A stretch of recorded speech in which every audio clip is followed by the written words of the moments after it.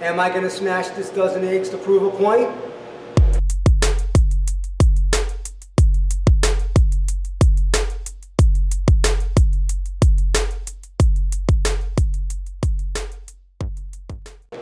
Coach Massi here from M2 Speed, Strength, and Performance with another episode of Move Your Feet.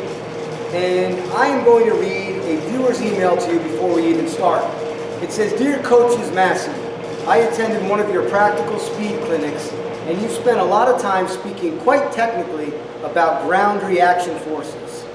Is it possible that you might begin the ground reaction forces series that you've been promising anytime soon? And could you please give us small bite segments in sequential order regarding your philosophies of ground reaction forces, how it pertains to training, etc. Thank you very much.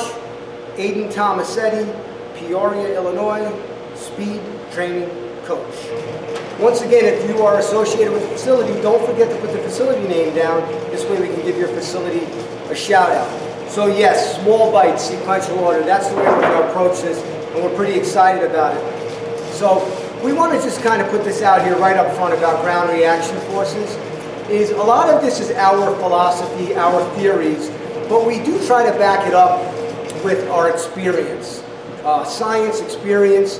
It's not just bro science, it's not merely anecdotal. We'd like to say it's more so somewhere between empirical and scientific.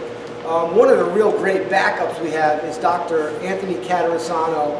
He is the head of exercise physiology and kinesiology department and lab down at Furman University. And anytime we have questions, concerns, things we want to bounce off about ground reaction forces, we put him and his team to the test. And we drive him a little nuts sometimes, but I'm going to tell you, he's really a great resource, and I personally consider him my exercise physiology mentor. So as we move on forward in this episode, we're going to take it bite by bite, and we're going to talk about force before we can get into ground reaction force. So what is force? You'll find common definitions out there, and for our purposes, we're just going to say force is human energy. It's energy that a human exerts or expends. I'm sure you're all training humans, so we want to know how force pertains to humans. Now, this is really good content to also bring your clients and athletes up on, because you should educate them during your sessions. Speak to them about this type of stuff so they understand what you're trying to do, what type of efficacy you're trying to get out of your programming and your sessions. So anyway, force, human energy. We have to express force in order to move something as humans. Force is required for motion, and we are very interested in motion because what we do in training involves motion. How you move through life involves motion. So therefore, you have that force. We have to exert that force to then elicit what we call ground reaction force, or GRF. Now, we'll get into some more of the technical aspects of the line of actions, points of applications, amplitudes in the upcoming episodes. But just for today, understand you have to put force into the ground in order to get force back. That force coming back at you is considered ground reaction force. Ground reaction force is therefore given in return and subsequent to the force that you direct to the ground. Respiratory pause. So here we go. The basis behind all of this in this Newtonian world is actually Newton's third law of motion. He says that to every action there is an equal and opposite reaction. Meaning if I put force down into the ground, I'm going to get force back up into my person. Now, the equal and opposite reaction part, we're going to really start to have some fun with that theory, his law, as we get further on in these episodes also. But that's basically where we are up to at this particular point in time.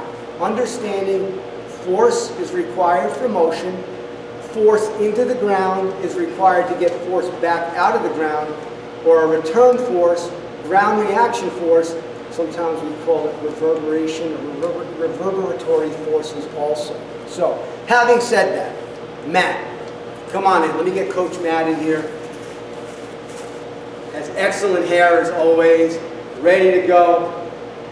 When you start talking ground reaction forces with your clients, especially younger guys and gals, from the get-go, you start making them understand the concept of ground reaction forces. Now, you say you do a simple slam foot with them. Maybe you can just show the audience with that simple slam foot, whatever way you want to go. So I see Matt always doing that. Now turn, saddles, okay, and it comes up. Okay, now one of the reasons he does that with clients is you start to make them understand that, hey, look, you put force down into the ground, you're going to have it reverberate back up, and you have to do something with that force. And that's where in the next episode we start talking about creating, borrowing, and lending. But besides that fact, if somebody's a really powerful person and has just been training and doesn't even understand these concepts, once you tell them about these concepts, it starts to really open their mind about how they can train with better efficacy and get better results, especially if a big guy does it. So like you have an NFL guy in here, he throws that down, I see that other foot come up a lot. And when that other side comes up a lot, they'll say, oh, wait, I get it. I just put force down, and I couldn't control that force coming back up. Which is why we're really staunch about how you stick landings.